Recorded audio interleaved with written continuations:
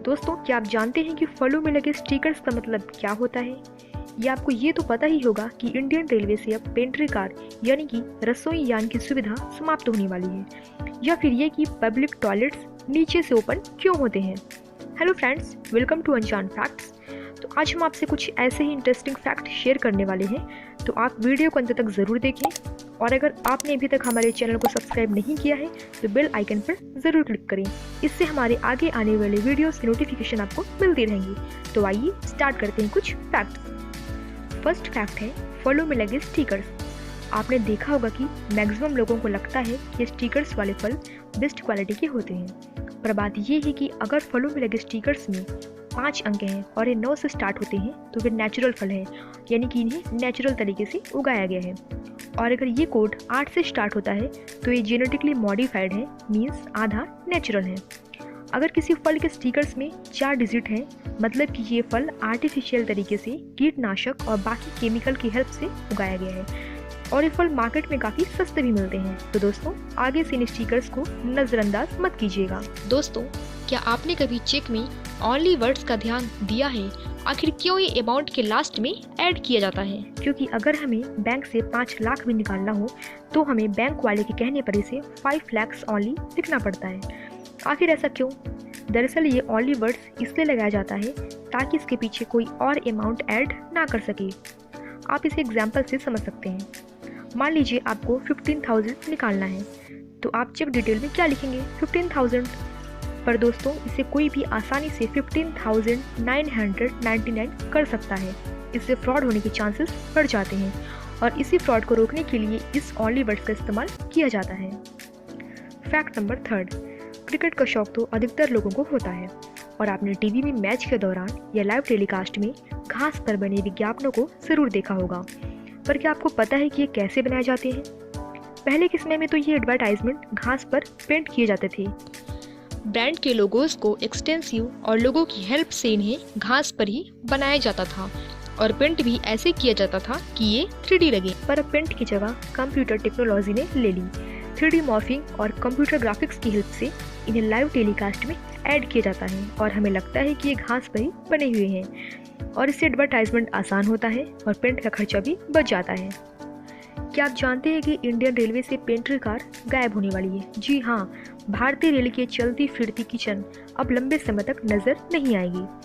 भारतीय रेल सेवा को काफ़ी समय से हटाना चाह रही थी, पर कोरोना महामारी के चलते उसे ये मौका मिल गया है, क्योंकि रेलवे ने सुरक्षा के मद्देनज़र खाना सप्लाई करना बंद कर दिया है।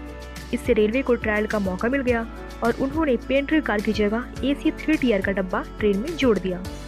अब जब कंडीशन नॉर्मल होगी तो यात्रियों को स्टेशन में बना बेस किचन का खाना ही परोसा जाएगा, क्योंकि छोटी सी पेंट्री कार में सफाई नहीं रह पाती। इस बदलाव से 700 लंबी दूरी की ट्रेन से पेंट्री कार हटाकर AC कोच फिट किए जाएंगे, और रेलवे को प्रति वर्ष 1400 करोड़ रुपए का फायदा होगा।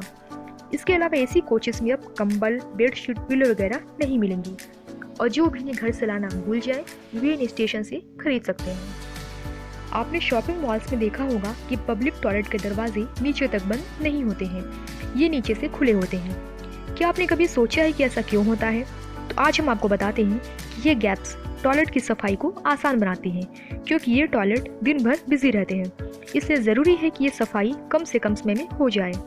इन गैप्स के सहारे पानी या दूसरे क्लीनिंग एजेंट की हेल्प से पूरे टॉयलेट एरिया को साफ करना आसान होता है।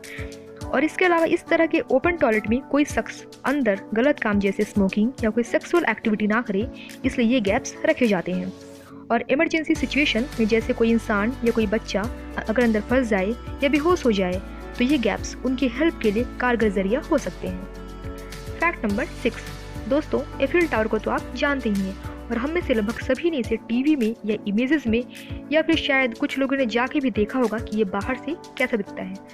पर अगर आप एफिल टावर के अंदर जाकर अपना सर ऊपर करके देखेंगे तो कुछ ऐसा भी दिखेगा, है ना अमेजिंग। फैक्ट नंबर 7, आप सोचते होंगे कि सन ग्लासेस का इन्वेंशन हमारी आंखों को धूप से बचाने के लिए हुआ है, बट सॉरी, आप गलत हैं। इन्हें पहली बार चीन ने जजेस के लिए बनाया था, जिससे ये जज अपने इमोशंस को हाइड कर सकें। फैक्ट नंबर 8, दुनिया के रेस्टोरेंट्स में तरह तरह से डिशेस परोसी जाती हैं।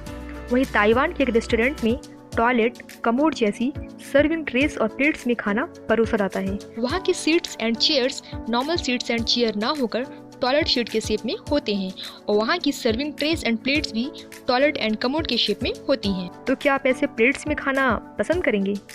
फैक्ट नंबर 9, मिसाइल मैन के नाम से मशहूर पूर्व राष्ट्रपति डॉक्टर APJ अब्दुल कलाम साल 2005 में स्विट्जरलैंड के 4 दिवसीय यात्रा पर गए थे। ये किसी इंडियन हेड ऑफ स्टेट का 30 साल बाद स्विट्जरलैंड का दौरा था। उस दिन जिस दिन वे वहां पहुंचे थे, वहां की सरकार ने 26 मई को नेशनल साइंस डे घोषित किया, जो कि हम भारतीयों के लिए गर्व की बात है। फैक्ट नंबर 10, मॉडर्न फिजिक्स की मदर कही जाने वाली महान वैज्ञानिक मैडम क्यूरी का नाम आपने ज़रूर सुना होगा। उन्हें उनके रेडियो एक्टिव पर किए शोध और रेडियम की खोज के लिए दुनिया भर में सफल वैज्ञानिक के रूप में जाना जाता है। पर ये रेडियो एलिमेंट्स ही उनके मरने का कारण बने।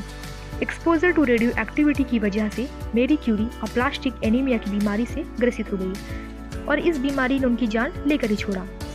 यहाँ तक कि रेडियो एक्टिव ने उनके कपड़ों, फर्नीचर और सामानों को और किताबों को भी काफ़ी नुकसान पहुँचाया। अब उनके मरने के 100 साल के बाद भी उनकी सारी चीज़ें रेडियो एक्टिव हैं और उन्हें एक लेड बॉक्स में रखा गया है और उन्हें अगले 1500 साल तक ऐसे ही रखा जाएगा। फैक्ट नंबर 11, दोस्तों YouTube पर डेस्पासिटो सबसे ज़्यादा म्यूजिक व्यूज पाने वाला म्यूजिक वीडियो है, जिस पर 7.3 बिलियन व्यूज हैं। ये म्यूजिक वीडियो अमेरिकी आर्टिस्ट लुई फॉन्सी के YouTube चैनल पर अपलोडेड है।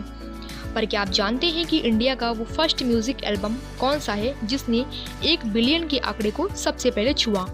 तो वो है एक पंजाबी सॉन्ग जिसे आपने भी कभी न कभी ज़रूर सुना होगा। टी सीरीज अपना पंजाब चैनल पर अपलोडेड इस सॉन्ग का नाम है लौंग लाची और इसे मन्नत नूर ने गाया है। तो दोस्तों ये थे कुछ इंटरेस्टिंग फैक्ट्स और आपको ये कैसे लगे हमें कमेंट सेक्शन में ज़रूर बताइएगा। तो मिलते हैं आपसे एक नए वीडियो में एक नए विषय के साथ। तब तक के लिए धन्यवाद, नमस्कार।